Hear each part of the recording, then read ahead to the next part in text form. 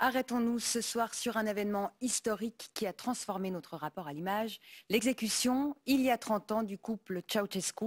Le public découvrait le soir de Noël ce point final de la révolution roumaine, première révolution à se faire en direct à la télévision. Henri Montavon et Mathieu Lombard. Roumanie 1989, à la veille de Noël. Un soulèvement populaire, des affrontements. En quelques jours, les événements se précipitent. Pour la première fois, une révolution en direct sur les écrans, pilotée d'ailleurs depuis les studios de la télévision à Bucarest, qui livre un flot continu d'images. Et le 25 décembre, le régime informe à l'instant que nous avons des images en direct. le téléjournal de la TSR qui est prolongé après la météo. L'annonce, les voici ces images, c'est sans doute l'annonce donc de la nouvelle la plus importante de cette soirée. Je vous le disais, le dictateur roumain déchu Nicolae Ceausescu et sa femme Elena ont été exécutés au terme d'un procès secret. Aussitôt fournies, les images de l'arrestation du couple Ceausescu, de leur procès expéditif et de leur exécution seront reprises par les chaînes de télévision. Des rumeurs aussi ont été relayées, dont ce cas devenu emblématique, le supposé charnier de Timișoara, qui aurait compté 4000 corps. En réalité, les caméras ont capté une vingtaine de cadavres tirés de la morgue. Alors arrêtons-nous un petit peu sous le bobard dans le bobard, parce qu'en fait, c'est à nouveau un bobard, 30 ans plus tard, il nous raconte de nouveau des bobards. Pourquoi? Parce qu'il y a 30 ans, en fait, ce qui a tourné en boucle, c'est pas du tout qu'il y a eu 4000 morts, etc., sortis de la mort. Non, non, ça c'est le bobard d'aujourd'hui pour essayer de noyer le bobard d'hier. Non, le bobard d'hier, ou le fake news, hein, comme on veut bien les appeler aujourd'hui, c'était qu'ils avaient dit qu'ils avaient, donc Ceausescu avait torturé des gens et qu'on les a retrouvés, etc., dans la morgue, etc., etc. Mais en fait, c'était rien du tout. On a retrouvé ce qu'on appelait le vrai faux charnier de Timișoara. On a sorti des gens de la morgue qui étaient des gens qui étaient en fait préparés pour l'institut médico-légal. C'était pour les étudiants, pour qu'ils étudient sur les morts, tout simplement. Alors on les a mis dehors, on les a fait filmer et on les a fait tourner en boucle à travers le monde entier. Bien sûr, c'était pour diaboliser Ceausescu, diaboliser la Roumanie de Ceausescu. C'était pour rien d'autre que ça. C'était en coup monté, comme ils en font régulièrement, comme il y en a eu contre la Libye, comme il y en a eu contre la Syrie, comme il y en a eu contre l'Irak, etc., etc. C'était le même bobard. Et aujourd'hui, ben, ils se disent, tiens, il y a encore des gens qui se rappellent de tout ça. Donc, il faut essayer de revenir sur ce que nous avions dit. Et en fait, ce qu'ils avaient dit, c'était que de la manipulation, des mensonges, etc. Et le but était, bien sûr, la diabolisation de la Roumanie de Ceausescu. Manque de recul, d'analyse, de vérification, le travail d'autocritique des médias se poursuit encore 30 ans plus tard. Le travail d'autocritique des médias. Mais de qui se moque-t-on? Mais avez-vous déjà entendu des médias dire « Écoutez, on vous a pris pour des truffes, pour des idiots, on vous a menti, on vous a manipulé, on vous a pas dit la vérité, on est désolé. » Pas du tout. Non, au contraire, ils s'enfoncent, ils continuent, ça tourne en boucle comme toujours. Donc, j'aimerais juste vous rappeler, les internautes, c'est que quand vous entendez quelque chose ou vous voyez à la télé quelque chose qui tourne en boucle, soyez-en certains, ils sont en train de faire de la propagande. Ils manipulent les auditeurs et les téléspectateurs. Les images qu'on reçoit, elles viennent avec un son en roumain, auquel on ne comprend rien. On a des dépêches d'agence qui sont un peu contradictoires. On est au fond au milieu d'un spectacle de confusion totale dans lequel on exprime ou on ressent nos espoirs à nous. Et donc on a tendance à surinterpréter en fonction de nos croyances. Alors, comme quoi les femmes journalistes, elles ne sont pas meilleures que les hommes. Hein. Elles mentent tout autant, manipulent tout autant. Donc, alors à ce niveau-là, c'est la totale égalité. Hein. Madame Kuntz, elle s'enfonce, elle dit qu'elle reçoit déjà des nouvelles contradictoires, elle reçoit des nouvelles en roumain qu'elle ne comprend pas. Mais la pauvre, avec les moyens qui sont les moyens de la RTS, que nous finançons, sur nos propres deniers, qui ont été finalement diminués lors de la votation sur nos bilagues.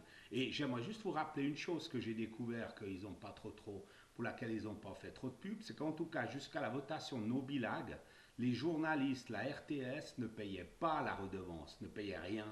Alors, on ne voit pas pourquoi, donc c'est là aussi, ils se foutent de notre gueule, ces gens-là. Aujourd'hui, je ne sais pas s'ils payent ou pas. Enfin bref, elle dit que voilà, elle ne savait pas, donc il y avait les nouvelles contradictoires là. Ça se moque du monde, pas du tout.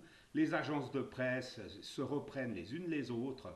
C'est en français, voire en anglais. Ces gens-là sont obligés de parler l'anglais aussi. Et s'ils ne parlent pas, il faut qu'ils aillent à l'école.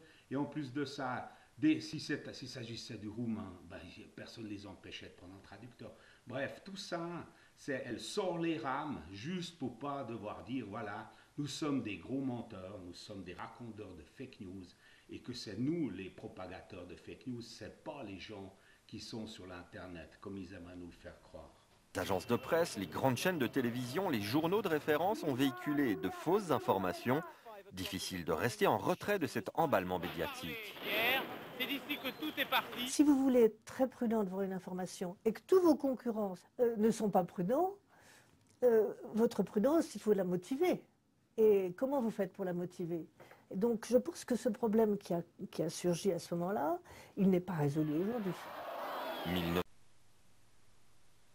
Ah, Madame Kuhn se lamente, mais comment motiver sa prudence? Eh oui, quand on a l'esprit moutonnier comme les journalistes, qui se retrouvent entre eux, qui cultivent l'entre-soi, et qui sont surtout des militants politiques, tous du même bord. Vous verrez jamais des gens qui sont d'un autre bord, qui ont le droit de s'exprimer. Il n'y a qu'à voir, il n'y a qu'à regarder les invités qu'ils invitent. Ils sont toujours du même bord, c'est-à-dire du bord de ceux qui font de la propagande. Et les gens qui sont invités, ils se doivent de dire la même chose, autrement on ne les invite plus après. Donc voilà, c'est assez facile de comprendre qu'ils ne peuvent pas faire autrement que de répéter des mensonges. Alors j'aimerais juste rappeler à ces braves gens-là, c'est qu'ils nous doivent la vérité.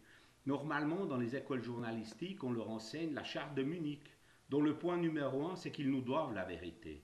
Alors s'ils n'ont pas pu contrôler ce qu'ils ont dit, c'est qu'ils ne devraient pas propager, parce que c'est de la rumeur ce qu'ils propagent. Je reprendrai, et j'ai encore autre chose, il y a le code de déontologie de la RTS sur lequel ils s'assièment, alors allègrement. Et j'aimerais juste vous dire que maintenant, ils vous parlent de ce qui s'est passé il y a 30 ans, parce que voilà, Madame Kuhn, elle n'est plus là. Mais il n'y a pas besoin d'aller si loin, il y a des mensonges tous les jours sur la Syrie, mais ils n'ont pas arrêté de répéter ce qu'ils ont dit. Ouais, c'est le régime qui est dans les bombardements chimiques sur la population civile. Il n'y a pas eu plus mensonger que ça. Ça n'a jamais été prouvé. Mais ils le répètent aussi en boucle à l'infini. C'est ça les mensonges des journalistes, sans fin. Voilà, donc il n'y a pas. Ce qui se répète, c'est tout simplement, c'est du mensonge. Il faut juste savoir ça. 1989, une révolution médiatique également qui pointera les limites de l'information instantanée.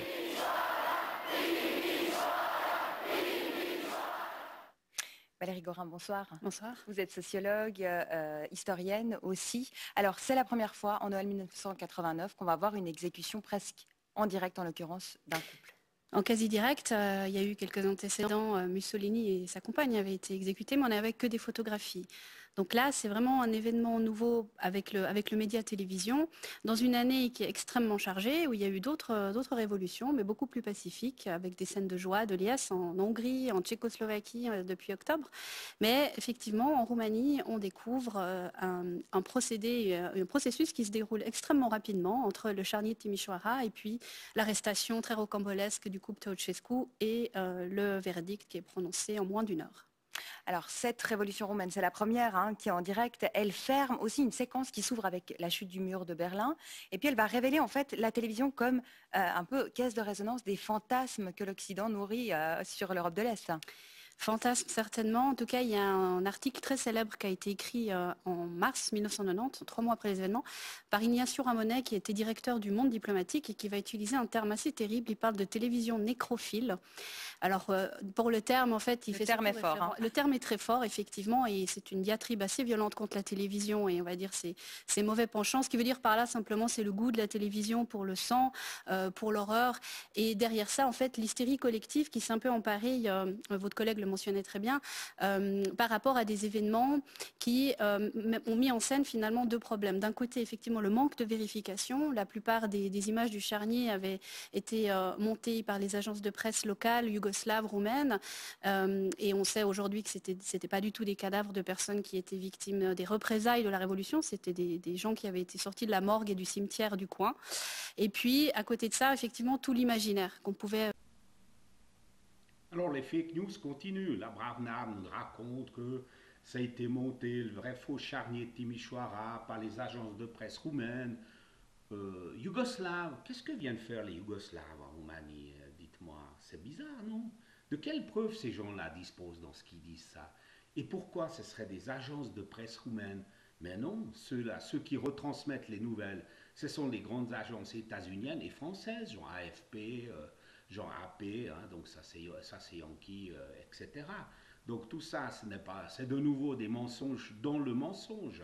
Et il ne faut pas oublier que sur place, la CIA, il était déjà depuis très très longtemps. Ceux qui transmettaient les vraies fausses nouvelles, c'était déjà des gens qui travaillaient pour la CIA, pour les agences secrètes, pas pour les autres. Non, mais il faut arrêter de nous prendre tout le temps pour des cons, c'est pas possible. Véhiculer à l'époque les stéréotypes, les représentations collectives qu'on avait sur ces régimes communistes, particulièrement la Roumanie qui était un pays qui était resté très fermé, très secret. Vous me le disiez, hein, même à TF1, on comparait Ceausescu à un vampire en disant qu'il buvait du sang, son corps était exsangue. Alors c'est une des rumeurs qui circulait, effectivement, beaucoup de rumeurs fantaisistes ont été récupérées sans vraiment vérifier ça avec les correspondants sur place et effectivement par rapport à la Roumanie, pays de Dracula, TF1 aura cette formule célèbre en disant Ceausescu vampire qui se nourrissait de sang, de cadavres qu'on aurait retrouvés dans une forêt. Alors on a parlé de Timișoara, première fake news de l'histoire de la télévision. Aujourd'hui, on vit encore des révolutions, on l'a vu avec les printemps arabes en direct. C'est de loin pas la première fake news de l'histoire de la TV. Moi je reviendrai là-dessus. Par exemple, il y avait les vedettes, soi-disant nord-vietnamiennes, qui s'étaient attaquées à l'armée des États-Unis avant la guerre du Vietnam, ce qui avait été, soi-disant, enfin c'est ce qu'ils ont pris comme prétexte pour s'attaquer au Vietnam. Ça, c'était aussi un super fake news que personne n'a contrôlé, parmi d'autres. Mais on pourra revenir. Je peux juste vous dire qu'on pourrait créer une encyclopédie de toutes les fake news que les agences de presse occidentales ont retransmis à travers le monde. En fait, c'est de la propagande. Et les journalistes d'aujourd'hui ne sont rien d'autre que les descendants de Goebbels. Ce sont les enfants de Goebbels. Ils reprennent la même propagande. Et maintenant, 30 ans après, il nous faut une autocritique sur un truc que les gens ont oublié, ou voire même des jeunes n'ont même pas vécu. C'est encore une fois de se moquer du monde. Hein. Direct sur les réseaux sociaux. Et là, c'est encore une autre problématique, plus même de filtres médiatiques, on pourrait dire.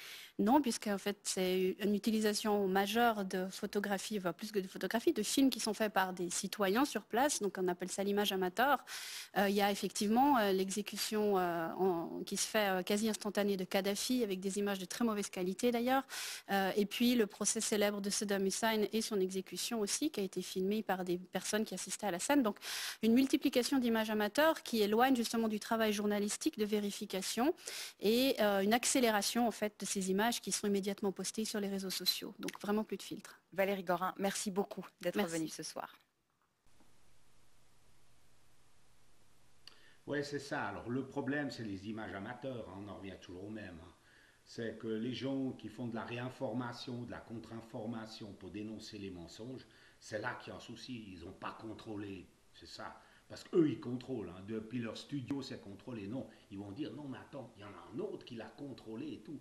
Mais qu'est-ce que t'en sais si l'autre te raconte la vérité? T'en sais rien. En fait, vous n'êtes qu'un ramassis de menteurs, c'est rien d'autre.